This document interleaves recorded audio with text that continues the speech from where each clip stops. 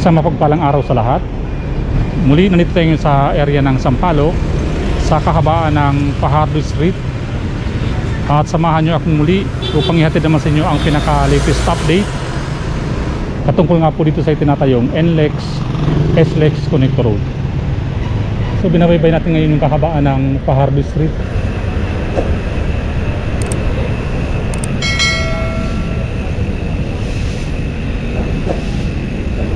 At yan na nga yung bagong latag nilang concrete girder para sa gagawin nilang off-ramp. So dito dadaan yung mga sakyan na manggaling sa katimugang bahagi ng Luzon.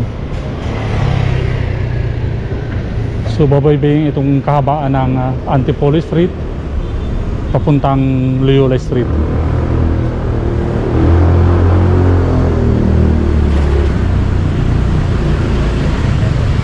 So nung nakaraang araw ay nakita natin yung isang bahay na apektado nga po ng right of way dito nga po sa kahabaan ng Antipolo Street. So ating babalikan at sisilipin natin kung ano na nga ba yung status ng isinasagawang demolition dito nga po sa kahabaan ng Antipolo Street. Ito yung nasa pagitan ng Fajardo Street at ng Loyola Street. Okay, so tara.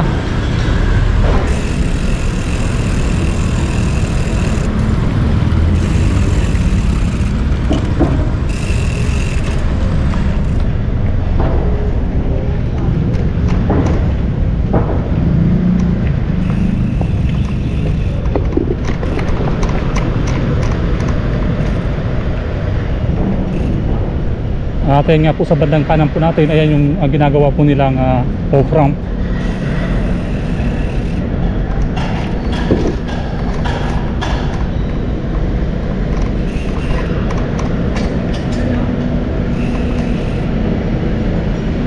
Ito po yung mga kabahayan na na-demolish.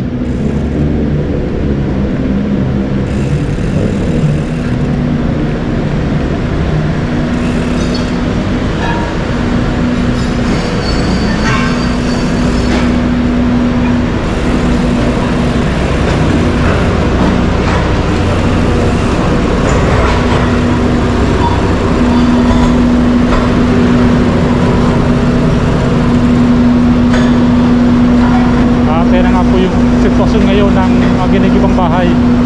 So kahapon ay nakita po natin yung mismong pag-umpisa ng pag-demolish dito nga sa nasabing bahay sa kahabaan ng Antipolo Street. At ngayon nga po totally demolished na siya. So napakabilis po ng ginagawa po nilang demolition dito nga po sa bahagi ng section 2. Ito po kasi yung mga pisan ng right of way. So dito po dadaan yung mga sakyan na manggaling po sa katimugang bahagi ng Luzon. At magtutuloy-tuloy po yan papuntang Loyola Street. At ilan na nga lang po yung mga kabahayan ang i-demolish dito nga po sa kahabaan ng Antipolo Street. Alikabok. At yan nga po, so tuloy-tuloy po yung ginagawa po nilang demolition dito po sa section 2.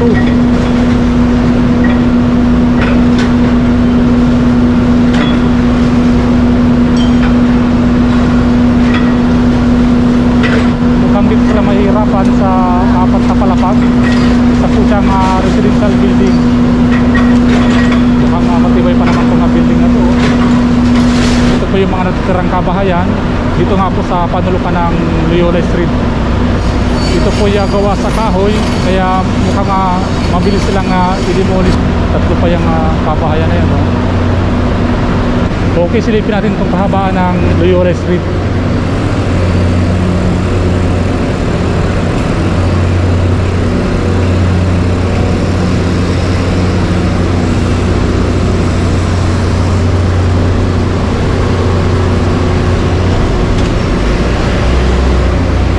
At ito nga yung kahabaan ng Loyola Street. At yung mga sakyan nga po na manggaling sa katimugang bahagi ng Luzon ay kakanan po sila dito sa kahabaan naman ng Loyola Street. So ito yung exit ramp ng ginagawa nga nilang off ramp.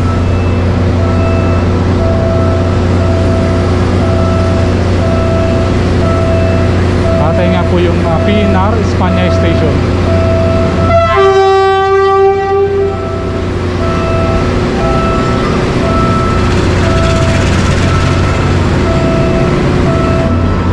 So wala pa po tayo nakukuha ang impormasyon patungkol nga po dito sa mga kabahayan sa pagitan ng Loyola Street at ng Espanya Boulevard, kung sila po ay apektado ng right of way.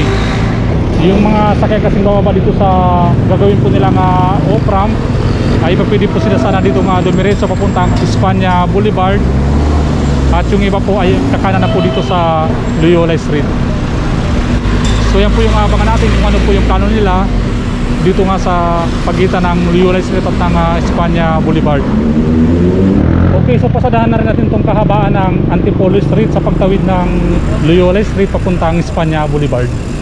Ito nga po yung binabagit ko kanina, itong mga kabahayan sa gawing kanan po natin, kung apektado po sila ng right of way para sa mga sasakyan na didiretso po dito sa kahabaan ng Antipolo Street papuntang Espanya Boulevard.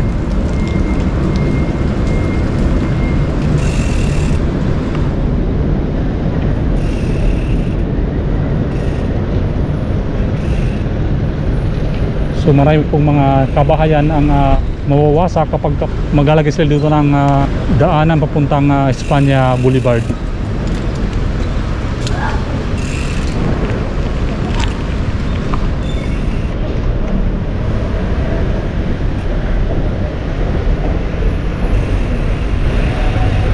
Okay, so ito po yung kahabaan ng Espanya Boulevard. Ayan. At sa pagtawid nga po nitong Espanya Boulevard, ayan yung bahagi naman ng Section 1. Ayan yung papuntang C3 Road, Caloocan. So mostly po yung mga sakyan na yan ay nanggaling po sila ng Quiapo. At yung mga papunta nga po ng NLEX ay dito na po sila kumakaliwa upang makadaan nga po dito sa Antipolo Street at makaakit nga po sila dyan sa on-ramp sa may panulukan nga mismo ng Pecorino Street. At yan nga po, so kumakaliwa na sila dito sa Antipolo Street papuntang Pecorino Street. Okay, so hanggang dito lang muna ang ating update patungkol nga po dito sa itinatayong NLEX SLEX Connector Road. Hanggang sa muli, paalam.